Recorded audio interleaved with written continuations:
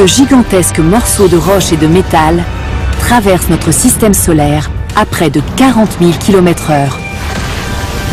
Pourrait-il anéantir l'espèce humaine? Les astéroïdes sont des tueurs. Peuvent-ils révolutionner l'exploration spatiale? Les astéroïdes pourraient nous aider dans notre conquête de l'espace. D'où viennent ces colosses? Sommes-nous en mesure de leur résister? Il y va de la défense de la planète. Pour répondre à ces questions, nous allons partir à la découverte des astéroïdes. Les décortiquer, plonger au cœur de la matière et lever le voile sur les nombreux mystères qu'ils renferment.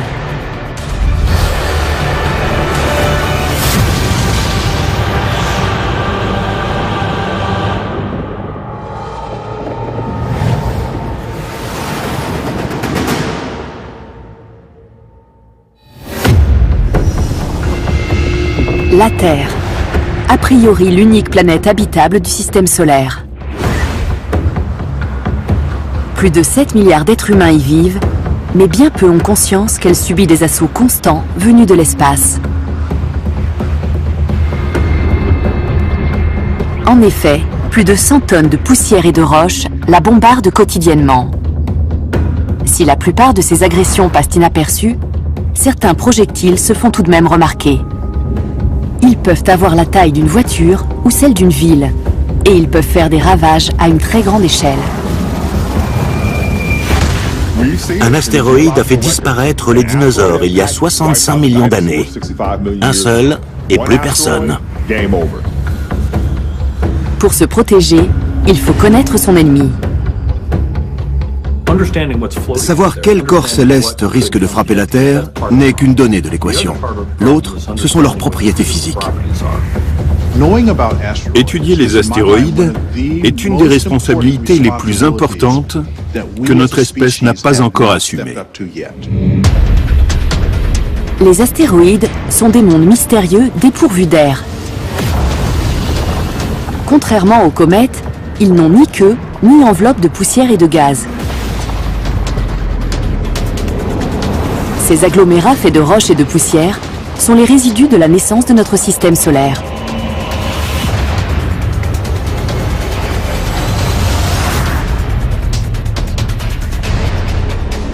Certains sont très imposants et peuvent faire plusieurs centaines de kilomètres de diamètre.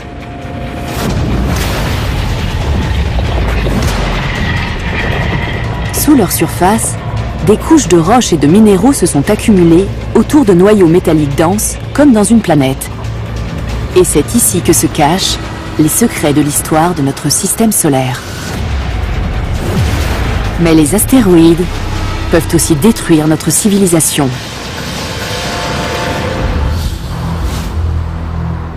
« 9 h du matin, 15 février 2013.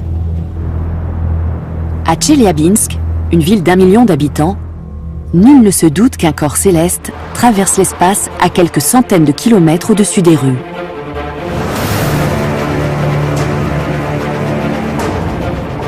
Il s'agit d'un astéroïde de près de 20 mètres de large. Il pèse environ 10 000 tonnes et plonge à plus de 50 fois la vitesse du son.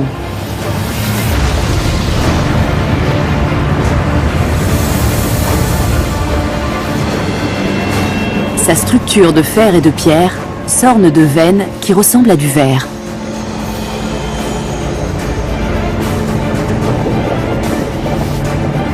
Un astéroïde de ce gabarit est à même de raser une ville entière.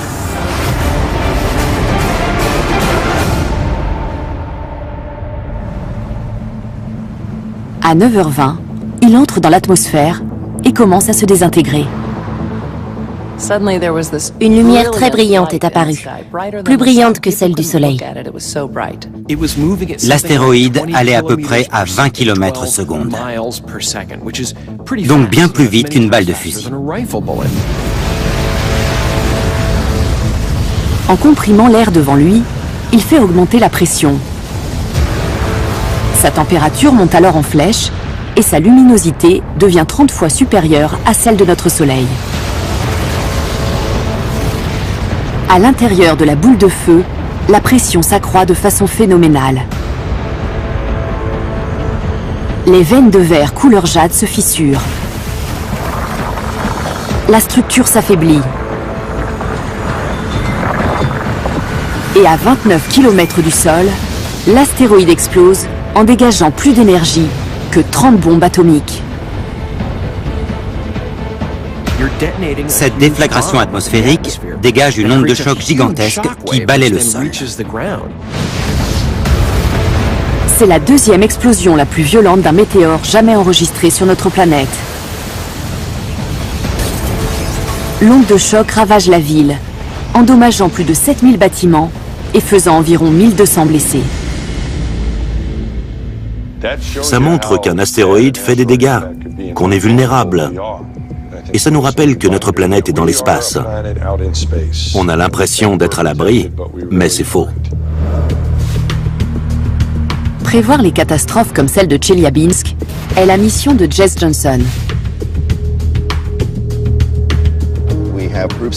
Certains groupes d'astéroïdes sont dangereusement proches de notre planète. Plus on saura combien il y en a dans notre voisinage, plus on arrivera à mettre au point des défenses planétaires pour se protéger contre des impacts éventuels. Le télescope Catalina Sky Survey est perché au sommet du mont Lemmon à 2800 mètres d'altitude. Voici le télescope à réfraction d'1,50 m qui est chargé de chercher les astéroïdes. Et cette mission est loin d'être facile. Une étoile, comme notre Soleil, émet de la lumière. Mais les objets qu'on cherche, eux, n'en produisent pas. Donc on doit se limiter à la quantité de lumière qu'ils reflètent. Plus le miroir de nos appareils est grand, plus il récupère de renseignements. Celui-ci est un des plus grands télescopes affectés à ce travail, ce qui nous permet de voir des objets plus faiblement lumineux que les autres installations chargées de la même mission. Au crépuscule, Jess se met au travail. Il pointe son télescope en direction d'une petite zone du cosmos et le matériel envoie l'image directement sur un ordinateur programmé pour repérer tout ce qui ressemble à un astéroïde. Voilà l'image brute fournie par le télescope. Vous constatez que le système informatique a signalé quelque chose qui se déplace sur un fond qui reste immobile. Si on est presque sûr qu'il y a un risque d'impact, on tire le signal d'alarme. La défense de notre planète est une tâche solitaire, mais noble. On mène une vie quasi monastique au sommet de la montagne. Mais on peut dire qu'à notre petit niveau, on participe à la sécurité de la planète. Et ça, c'est plutôt cool.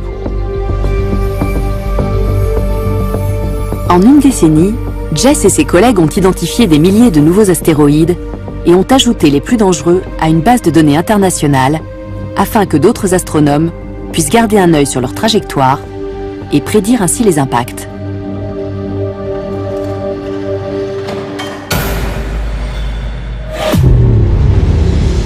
Et il y aura toujours de nouveaux astéroïdes à découvrir. Allons au-delà de la planète Mars. Nous voici dans une zone immense, la ceinture principale. Elle mesure 240 millions de kilomètres de large et contient l'essentiel des astéroïdes du système solaire. Il y en a des millions, de toutes les tailles et de toutes les formes, en orbite autour de notre étoile.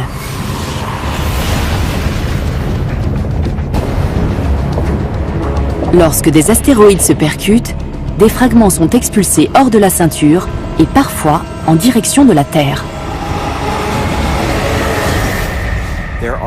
Il y a plein de rochers plus gros que celui de Tcheliabinsk. Il y en a des milliards en orbite autour du Soleil. Du moment qu'ils restent à leur place, ça me va. On peut les étudier. Mais quand leur orbite se modifie, ils se dirigent vers le système solaire interne. Et ils peuvent menacer la Terre. En Russie, les dégâts se sont chiffrés en millions d'euros. Pourtant, ce n'est qu'un poids plume qui s'est abattu sur la ville.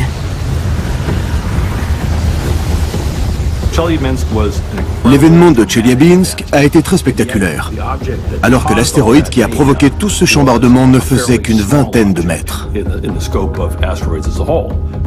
Or, le plus gros mesure 1 millier de kilomètres de diamètre. Un tel géant détruirait la majeure partie de la vie terrestre. Cela s'est déjà produit. Il y a 65 millions d'années. Un astéroïde plus grand que l'Everest se précipite non loin de ce qui deviendra la bourgade mexicaine de Chicxulub. Ce monstre de 9,5 km de diamètre s'abat à plus de 110 000 km/h.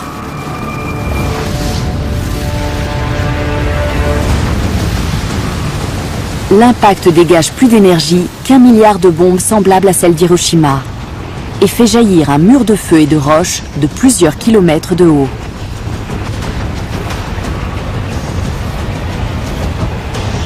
À l'épicentre, la chaleur du choc vaporise instantanément l'eau du golfe du Mexique. Sous la surface, la roche entre en fusion.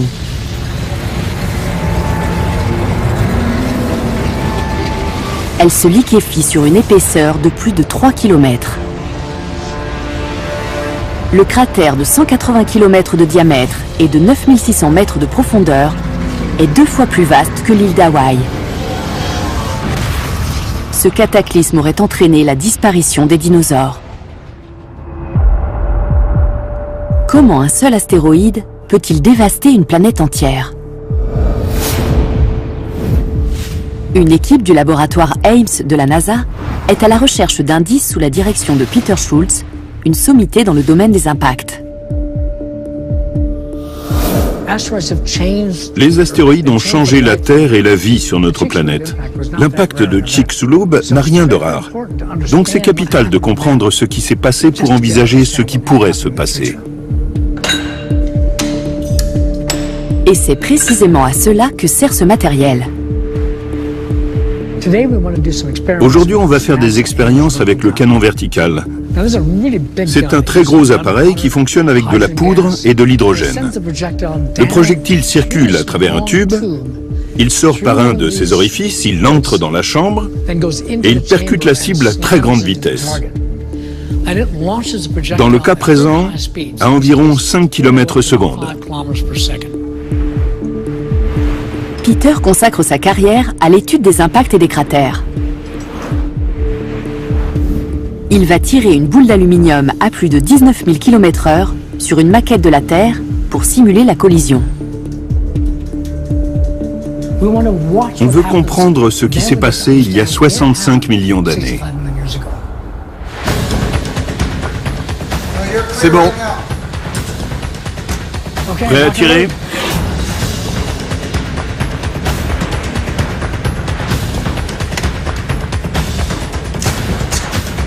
Voltage, ok.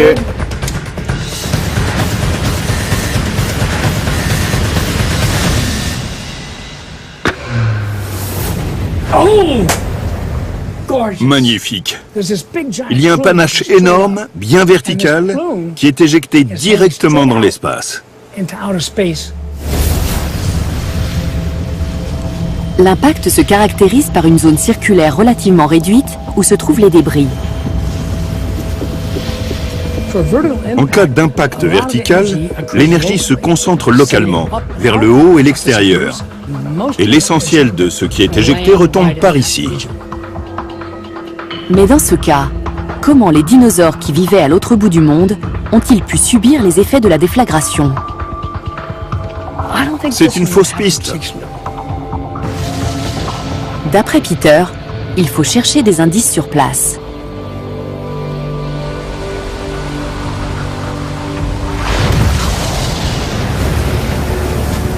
Les eaux du golfe du Mexique masquent aujourd'hui le site de Chicxulub. La plupart des petits cratères sont circulaires, mais celui-ci est immense et son rebord intérieur a la forme d'un œuf. En dessous se trouve une couche de couleur claire, constituée par les retombées des débris rocheux consécutives à l'impact. Elle est bien plus épaisse d'un côté que de l'autre. ce qui laisse entendre que l'astéroïde a percuté le sol d'une manière inhabituelle.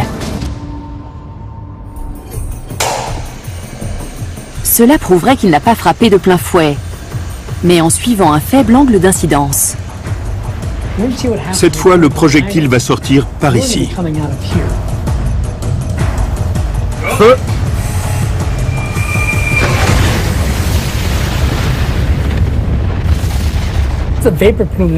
Le panache de vapeur ne monte pas en s'évasant. Il rase le sol. On dirait une explosion nucléaire qui effleure la surface en se dilatant. Quand l'angle d'incidence est faible, le projectile produit un cratère ovoïde, comme celui de Chicxulub. C'est bien plus grave qu'un impact à angle droit. Une grande zone a été détruite.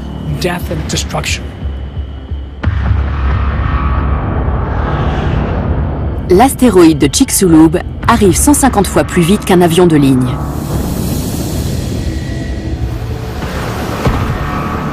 Son angle d'incidence est faible.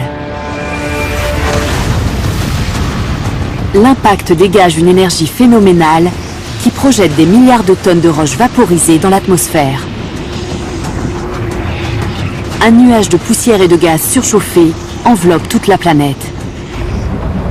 Les particules de suie masquent les rayons du soleil, plongent la Terre dans les ténèbres pendant toute une année et signent l'arrêt de mort de 70% de toutes les espèces vivantes.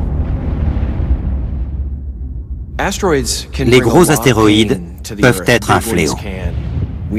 Un impact phénoménal a conduit à l'extinction des dinosaures. Et d'autres ont peut-être provoqué la même chose il y a encore plus longtemps.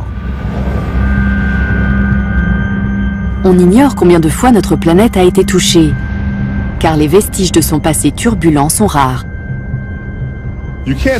C'est impossible de repérer tous les cratères d'astéroïdes. L'activité géologique et la météorologie les ont effacés. Éruptions volcaniques, séismes et ruissellement des eaux ont tout détruit. Mais pour trouver des indices, il nous suffit d'observer notre plus proche voisine. La Lune n'a ni atmosphère, ni ruissellement, ni météo, et garde la trace de tout ce qu'il a percuté depuis la naissance du système solaire. En examinant notre satellite, on peut déduire le nombre d'astéroïdes qui ont dû s'abattre sur notre planète. Les missions lunaires orbitaires de la NASA ont photographié en haute résolution plus de 98% de la surface lunaire. Et ces images nous racontent une histoire qui fait froid dans le dos. On dénombre plus de 80 000 cratères.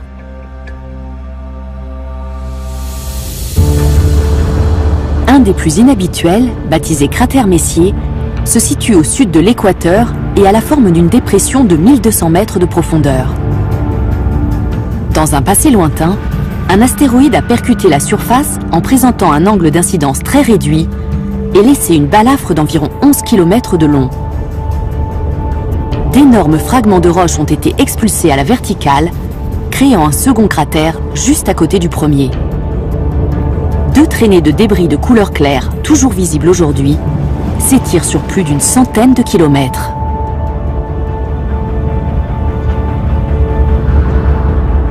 Elles aussi nous servent d'avertissement. Un astéroïde s'abattra forcément un jour sur nous. Il anéantira tout ou partie de la vie terrestre. Pour en apprendre plus sur les astéroïdes, il faut les analyser de près. Et les scientifiques espèrent faire d'une pierre deux coups en élucidant au passage certains secrets de l'univers. Les astéroïdes sont les vestiges des phases primitives de la formation du système solaire. Et les étudier nous en apprend plus sur la création de notre planète. En allant sur un astéroïde, on pourrait se procurer un morceau du système solaire datant de juste après sa naissance. Donc une mission de ce genre s'annonce passionnante. Une équipe de Denver s'apprête justement à lancer une sonde pour étudier un astéroïde sous toutes ses coutures.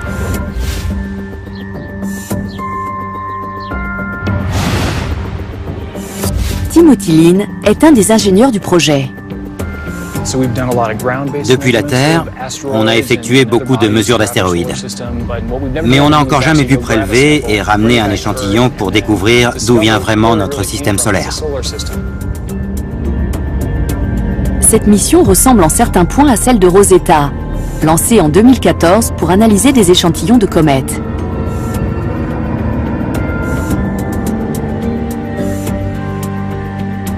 L'engin spatial devra se positionner à côté d'un astéroïde en rotation, utiliser son bras mécanique pour atteindre la surface, prélever un échantillon et le placer dans une capsule amovible qui reviendra jusqu'à nous. D'abord, il faut sélectionner le bon candidat. Il y a 500 000 astéroïdes dans la ceinture principale, et un petit nombre d'entre eux s'approchent près de la Terre. On les appelle les géocroiseurs, et ce sont eux qui nous intéressent. Il faut un objet assez gros, assez proche et assez lent pour que l'atterrisseur le sonde. L'heureux élu mesure environ 500 mètres de diamètre. Il s'appelle Bennu. Son orbite va le faire passer à 300 000 km de la Terre, c'est-à-dire moins loin que la Lune. Et ce n'est pas un simple caillou.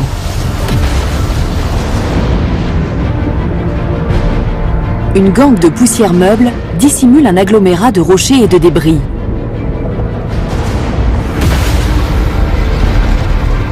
La cohésion est assurée par un champ gravitationnel 10 millions de fois moindre que celui de notre planète. Riches en carbone, les roches sont dans un état de conservation parfait et les scientifiques les examineront de près pour la première fois.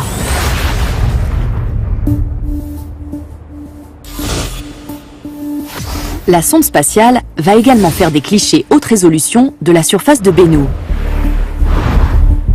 Une équipe de l'Université d'Arizona est chargée de la mise au point des caméras embarquées. Bashar Rizk sait que le matériel va être soumis à rude épreuve. L'homme n'est jamais allé là-bas. Donc on n'a qu'une vague idée de ce qui nous attend. Qui plus est, les caméras doivent être prêtes d'ici 2 ans. Les planètes n'attendent personne. Donc les délais qu'on doit tenir sont serrés. C'est très rare de pouvoir attendre 1 an et de reprendre son travail où on l'avait arrêté pour continuer la mission. 3 caméras photographieront la surface de Bennu et chercheront une zone propice à l'atterrissage. Prélevons les données. Chaque caméra a des tâches spécifiques qui seront importantes à des phases différentes. Une pour détecter l'astéroïde, une pour en dresser la cartographie, et celle-ci plus petite, pour faire des gros plans des échantillons de roches. On espère que ce qu'on apprendra sera tellement significatif que ça nous obligera à réviser nos connaissances dans plusieurs disciplines. Mais il faudra réussir une prouesse technologique pour lever le voile sur nos origines.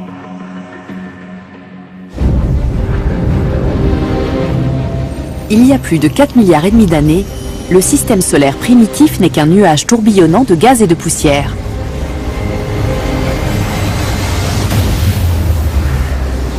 À l'intérieur, des particules fusionnent pour se transformer en blocs de roche de toutes les tailles. Ces derniers se percutent. Ils s'agglomèrent.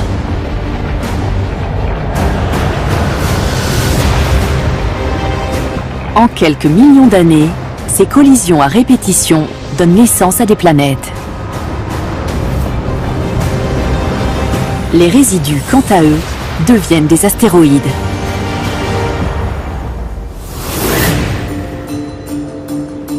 La mission va non seulement ramener des photos de Bennu, mais aussi des échantillons. Bennu a un diamètre de 500 mètres. Il tourne autour du Soleil à plus de 100 000 km/h et il est en rotation sur lui-même. On va envoyer un engin spatial à sa poursuite pour qu'il se place à côté, qu'il se synchronise sur cette rotation et qu'il prélève un échantillon en surface. Techniquement, ça n'est pas rien. Toujours à Denver, une deuxième équipe teste le bras mécanique. C'est la clé de voûte de la mission. C'est le bras qui va prélever l'échantillon et qui va le stocker dans la capsule prévue à cet effet pour qu'elle nous le rapporte. L'engin spatial mettra 2 ans à rejoindre Bennu, qui à ce moment-là se déplacera à plus de 27 km/s. Une fois à 3 mètres de sa cible, la sonde effectuera le prélèvement, une opération d'une grande précision. L'engin appuiera d'un côté du ressort, l'astéroïde de l'autre. Et une fois cette extrémité en contact, il y aura une aspiration. Donc c'est une espèce d'aspirateur au bout d'une échasse sauteuse. L'appareil va ainsi collecter des particules de poussière à la surface de Bennu. Une première dans l'histoire de l'humanité. Toucher l'astéroïde pendant 5 secondes, c'est ce qui fait toute la difficulté. Il faudra arriver tout près, entrer en contact et s'éloigner en veillant en permanence à la sécurité de l'engin spatial.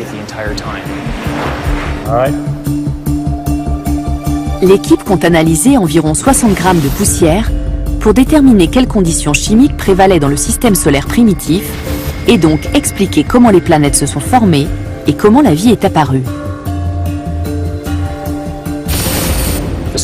Ce sera le plus gros échantillon qu'on se sera procuré. On va devoir réécrire les manuels scolaires.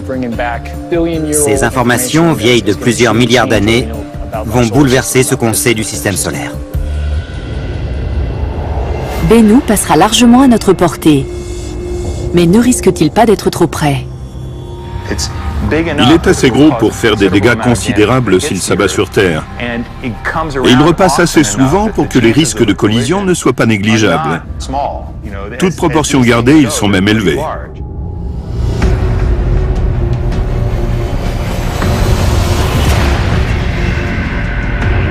La NASA a dressé une liste noire de près de 1500 astéroïdes de plus de 100 mètres de diamètre, susceptibles de menacer la Terre. Classés en fonction de leur taille, de leur vitesse et du risque de collision qu'ils représentent. Son orbite place Bennu en 2e position sur cette liste. Si aucun ne représente une menace imminente, tous peuvent provoquer le pire cataclysme de l'histoire de l'humanité. Un jour, on apprendra qu'un gros astéroïde est sur le point de nous percuter. Et la question sera de savoir ce qu'on fait. Qu'est-ce qui chasse les astéroïdes de leur orbite? Pouvons-nous les arrêter?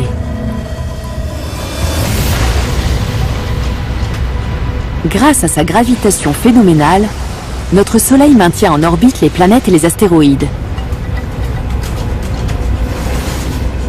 Mais il n'est pas le seul à générer une force gravitationnelle énorme.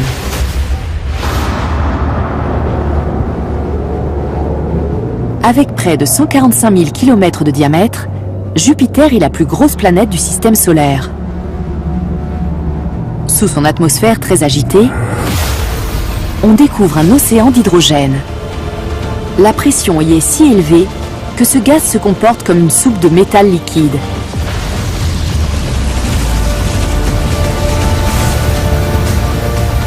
Au cœur de la planète se trouve un noyau extrêmement dense de roches, de métal et de glace. La masse phénoménale de Jupiter génère une force gravitationnelle qui attire absolument tout. Et en premier lieu, les astéroïdes qui passent à proximité. Dans le système solaire, les acteurs les plus influents sont le Soleil et Jupiter. Quand la géante gazeuse s'est constituée, elle a limité la formation d'autres planètes. Sa gravitation a délité toute planète qui a essayé de se former dans la ceinture principale. Si cette dernière est là où elle est, c'est à cause de la gravitation exercée par Jupiter. Elle maintient les astéroïdes en orbite autour du Soleil. Mais la moindre perturbation peut éjecter l'un d'eux hors de la ceinture et peut-être vers la Terre.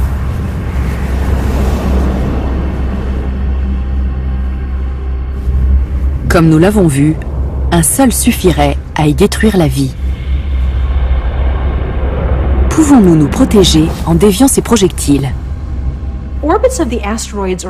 Les astéroïdes suivent des orbites qui font tout le tour du Soleil et qui mesurent des centaines de millions de kilomètres. Si on dévie leur trajectoire de 3 fois rien, au bout de plusieurs millions de kilomètres, ils finiront par passer loin de nous. Voici comment on pourrait s'y prendre. On veut savoir si on peut dévier la trajectoire d'un astéroïde à l'aide d'un laser très puissant. La chaleur dégagée par cet appareil devrait nous préserver d'une collision. Notre stratégie consiste à envoyer dans le sillage de l'astéroïde une flotte d'engins spatiaux, équipés chacun d'un laser. On place un fragment d'astéroïde dans une chambre à vide qui reproduit les conditions rencontrées dans l'espace.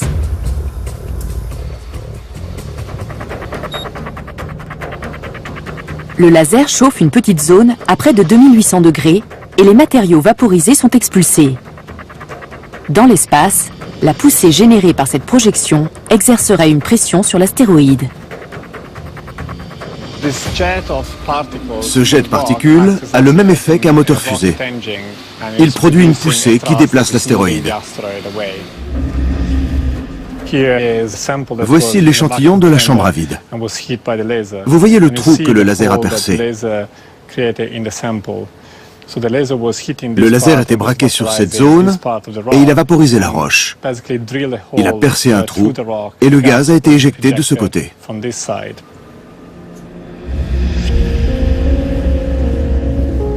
La puissance que les lasers devront fournir dépendra du type d'astéroïde à dévier, car tous ne sont pas de simples cailloux. Certains des plus massifs s'apparentent plutôt à des planètes et mesurent plusieurs centaines de kilomètres de diamètre.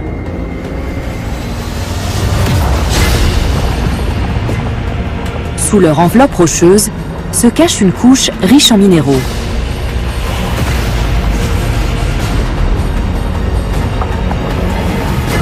Cette dernière renferme un noyau de métal qui rend ces objets célestes nettement plus lourds que les astéroïdes rocheux de gabarit équivalent.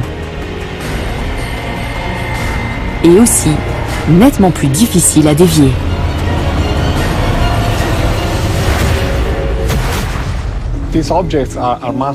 Ces objets sont énormes.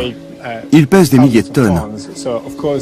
Donc il faut évidemment appliquer une poussée, une force très élevée si on n'a pas beaucoup de temps pour modifier la trajectoire et pour sauver le monde. Et il y a au moins une bonne raison de se préparer à une collision. Ce type d'événement n'est pas très fréquent, mais quand il se produit, il occasionne des dégâts énormes. Massimiliano aura besoin d'un grand nombre d'engins spatiaux équipés de lasers pour dévier un astéroïde aussi imposant, même s'il est convaincu que cela reste la meilleure solution pour protéger la Terre.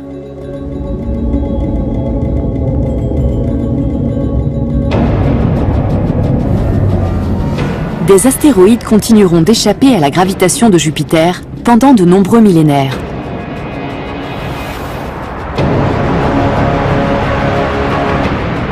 Heureusement, la plupart d'entre eux conservent une orbite stable qui passe à des millions de kilomètres de chez nous.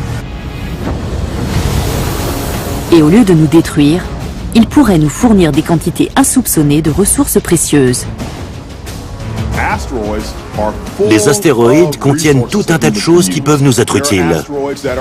Certains sont riches en eau, d'autres en métaux rares.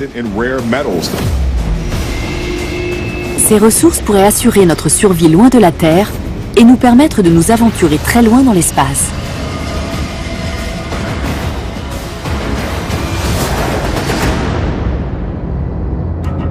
Voici Cérès, le plus gros objet de la ceinture principale.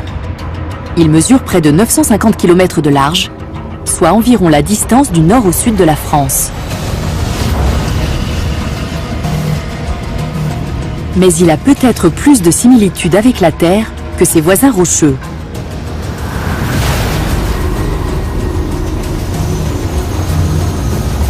Sous une fine pellicule de poussière, il abriterait une couche de glace et d'eau très épaisse.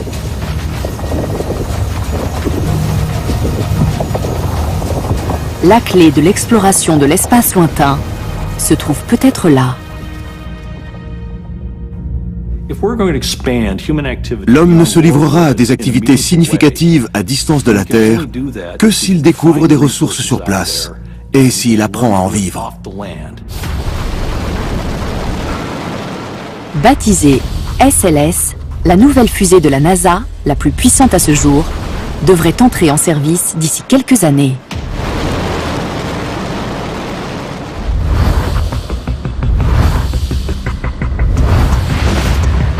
À la Nouvelle-Orléans, les ingénieurs sont en train de procéder à son assemblage.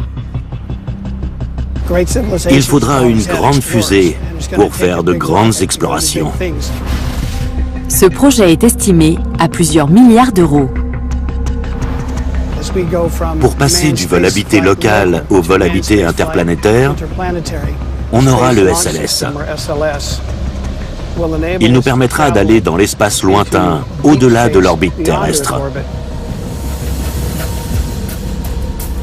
La fabrication se déroule dans cette installation de 175 000 m².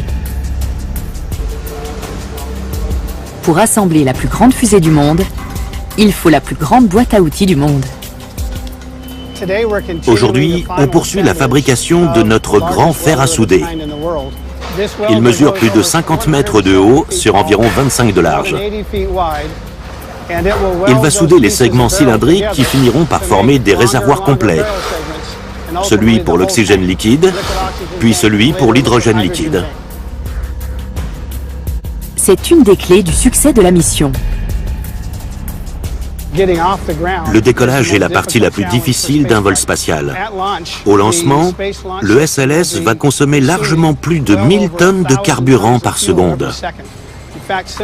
Ça revient à vider un bassin olympique de natation en 15 à 19 secondes. Ce carburant sera un mélange d'hydrogène et d'oxygène, tous deux à l'état liquide. Le SLS en engloutira l'essentiel dans les 8 minutes et demie qui suivront le décollage, donc pour aller au-delà de l'orbite terrestre, il faudra refaire le plein. Ça fait longtemps qu'on sait comment décomposer l'eau en ses divers éléments. Donc si on trouve une source d'eau dans des astéroïdes, on pourrait peut-être produire assez d'hydrogène liquide et d'oxygène liquide pour s'en servir de carburant très loin de la Terre. En clair, on n'aurait pas besoin d'apporter nos petites affaires partout où on voudrait aller. À l'avenir, un astéroïde comme Cérès fera-t-il office de station-service pour des vols habités? Une découverte remontant à janvier 2014 peut le laisser penser.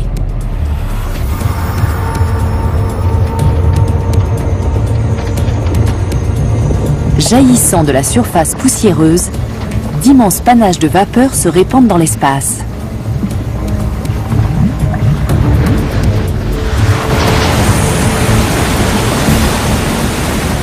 Il semble trahir la présence d'une grande quantité d'eau. À l'heure actuelle, les scientifiques estiment que cet astéroïde pourrait en être constitué à 25%. Cérès contiendrait donc davantage d'eau douce que notre planète, et largement assez pour faire le plein du SLS, près de 3 milliards de fois.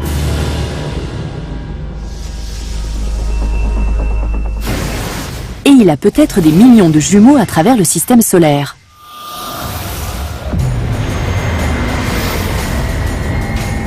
Très loin de nous, à quelques 5 milliards de kilomètres, s'étend la ceinture de Kuiper. Presque 200 fois plus vaste que la ceinture principale, elle contient des dizaines d'objets gigantesques, semblables à Cérès.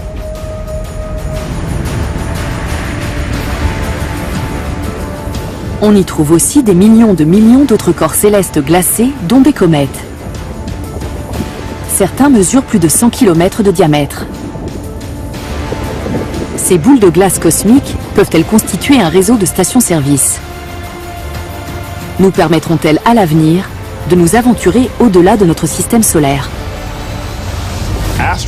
Ces ressources nous seront précieuses parce que l'humanité va devoir quitter la Terre progressivement et elle exploitera les astéroïdes qui serviront de relais routiers à travers le cosmos. La découverte que les géocroiseurs contiennent des ressources permettant d'étendre nos activités au-delà de l'orbite terrestre a changé la donne. Mais pour étudier un astéroïde dans les moindres détails, encore faut-il se poser dessus. Les astéroïdes sont riches en renseignements sur l'histoire de notre système solaire. On y a même découvert les éléments de base de notre chimie. Mais les seuls échantillons à notre disposition ont traversé l'atmosphère dans une gerbe de flammes. Alors pour avoir un échantillon représentatif du système solaire naissant, il faut aller le chercher. C'est aussi l'avis du président Obama. D'ici 2025, nous comptons avoir de nouveaux engins spatiaux pour lancer les premiers vols habités de longue durée au-delà de la Lune. Et nous enverrons pour la première fois des astronautes sur un astéroïde. Bienvenue à Houston.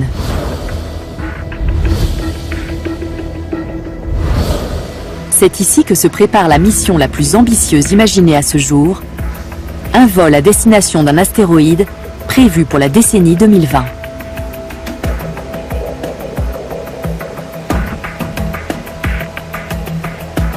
Dans le NBL, la plus grande piscine intérieure du monde, les astronautes sont dans des conditions idéales pour évoluer en environnement à gravité réduite, ainsi que pour tester les scaphandres et le matériel nécessaire à cette mission. Et voici celui qui forme ces femmes et ces hommes à ce qui les attend. Ces astronautes pourraient être les premiers humains à se poser sur un astéroïde pour l'étudier dans l'espace. Comme celui que la NASA a choisi ne frôlera la Terre que pendant quelques heures, il faudra d'abord le capturer et le remorquer sur une orbite stable avant de l'analyser. Voici à quoi cette mission pourrait ressembler. Dans la première partie du film, on voit l'engin inhabité récupérer l'astéroïde. Une des idées envisagées est celle du sac à cordon. L'engin rejoint l'astéroïde, il se cale sur sa vitesse et il le fait entrer dans le sac qui se referme pour stopper la rotation. Ensuite, l'engin inhabité le placera en orbite autour de la Lune. À ce moment-là, les astronautes pourront commencer les sorties extravéhiculaires pour étudier l'astéroïde. Voici une maquette de l'équipement dont on disposera pour aller chercher l'astéroïde. On travaille sur les scaphandres, les outils et le matériel nécessaire pour la partie humaine de la mission. Un équipage qui comptera jusqu'à 4 personnes rejoindra l'astéroïde. Il s'arrimera dessus et il fera des prélèvements. Premier défi, sortir de la capsule exiguë pour prendre pied sur l'astéroïde. C'est important que les maquettes soient fidèles. S'il y a un garde-fou sur la réplique, il y en aura un dans l'espace. Ça permet d'améliorer la mémoire musculaire. C'est comme pour le piano. Défi suivant, prélever des échantillons et rentrer dans l'engin spatial en toute sécurité. Cette installation servira à tous les entraînements, parce qu'il faudra bien préparer les sorties pour que chacun sache exactement ce qu'il aura à faire. Jamais la NASA n'a été aussi ambitieuse depuis la conquête de la Lune. On ira plus loin qu'au cours des 40 dernières années.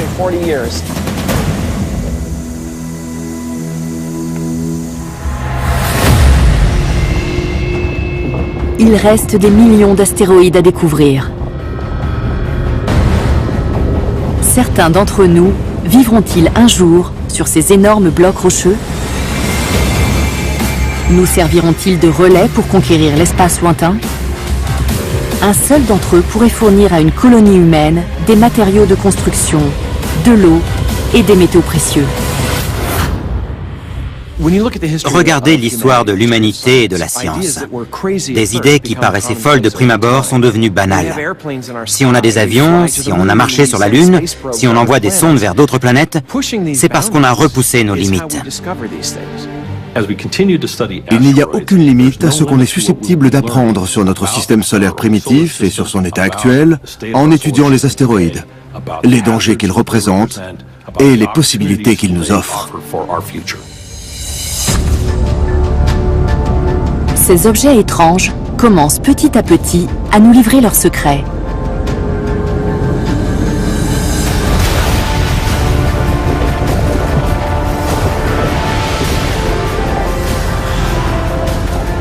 Certains d'entre eux sont en mesure de déchaîner un feu d'enfer sur Terre.